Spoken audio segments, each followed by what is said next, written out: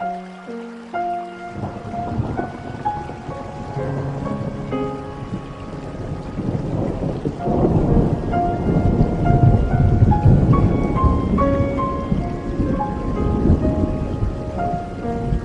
Leon Verte.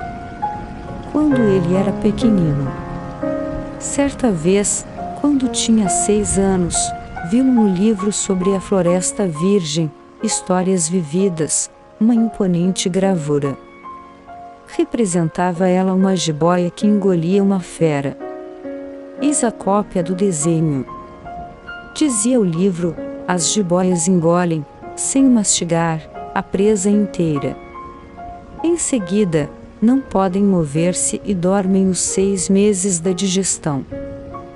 Reflete muito então sobre as aventuras da selva, e fiz, com lápis de cor, o meu primeiro desenho.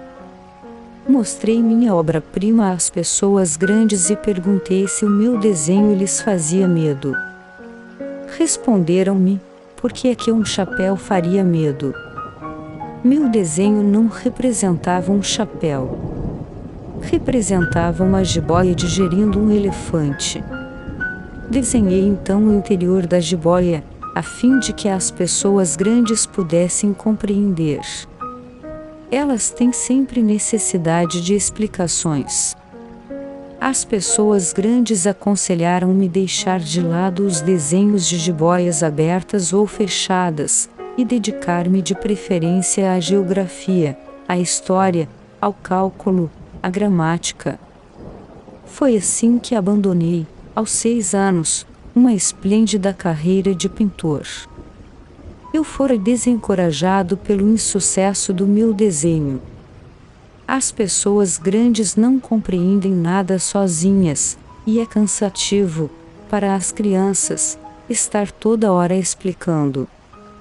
Tive, pois, de escolher uma outra profissão e aprendi a pilotar aviões.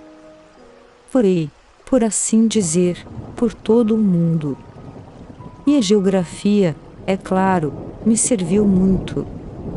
Sabia distinguir, num relance, a China e o Arizona.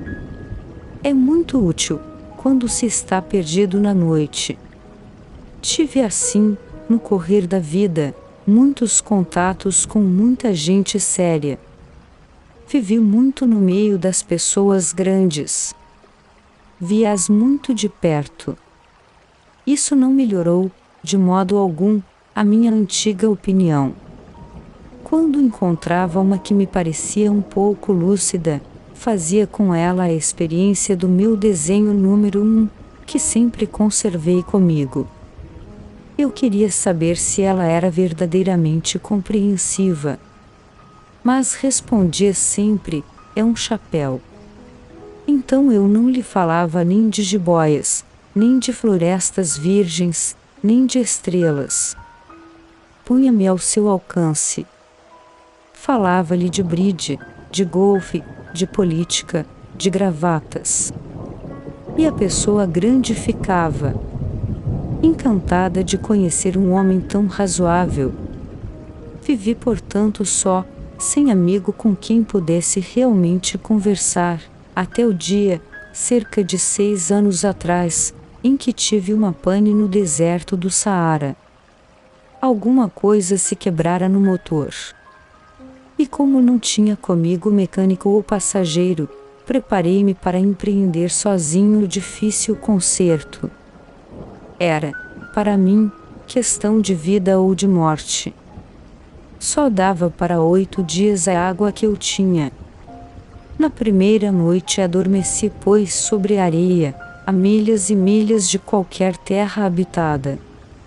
Estava mais isolado que o náufrago numa tábua, perdido no meio do mar.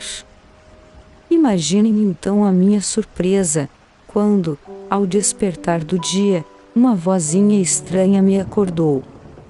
Dizia: por favor, desenha-me um carneiro. Desenha-me um carneiro. Pus-me de pé, como atingido por um raio. Esfreguei os olhos. Olhei bem.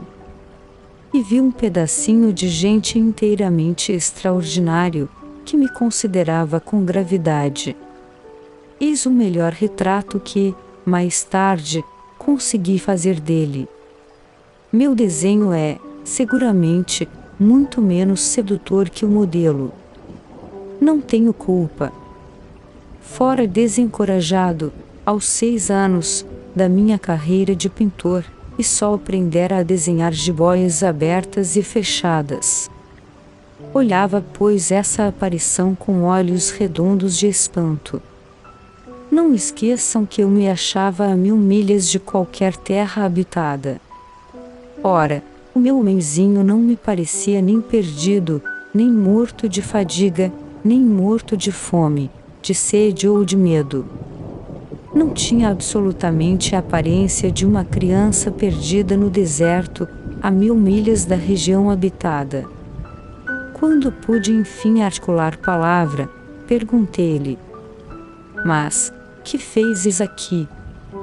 E ele repetiu-me então, brandamente, como uma coisa muito séria: "Por favor, desenha-me um carneiro." Quando o mistério é muito impressionante, a gente não ousa desobedecer.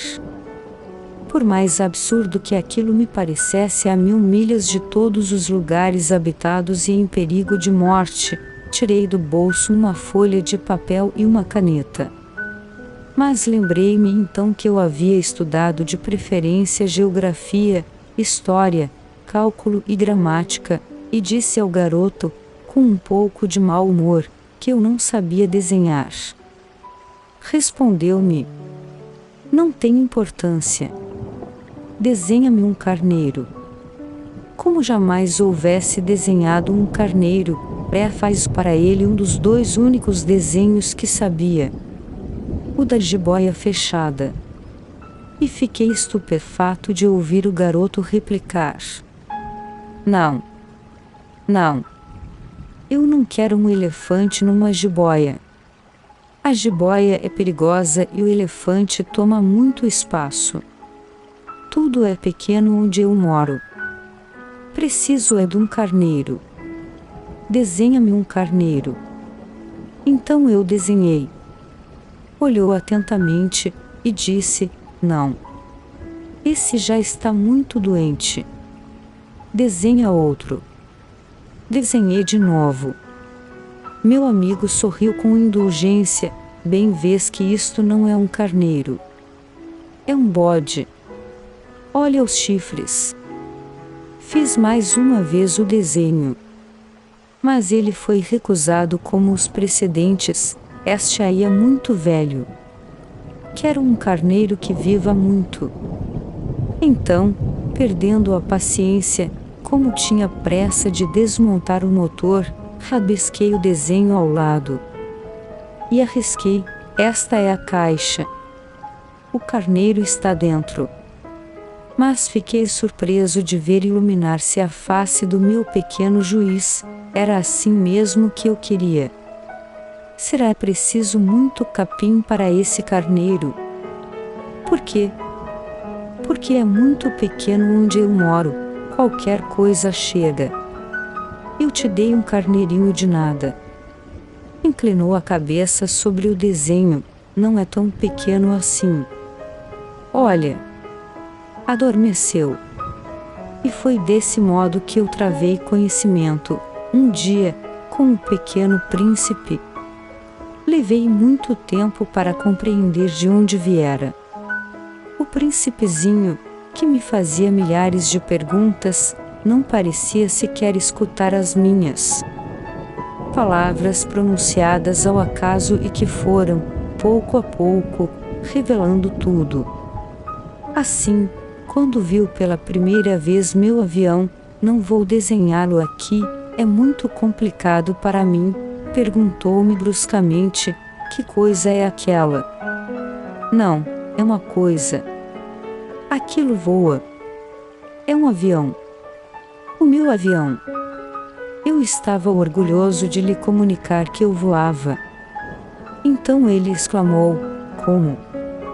Tu caíste do céu?" "Sim", disse eu modestamente. "Ah, como é engraçado. E o príncipezinho deu uma bela risada, que me irritou profundamente. Gosto que levem a sério as minhas desgraças. Em seguida acrescentou: então, tu também vens do céu.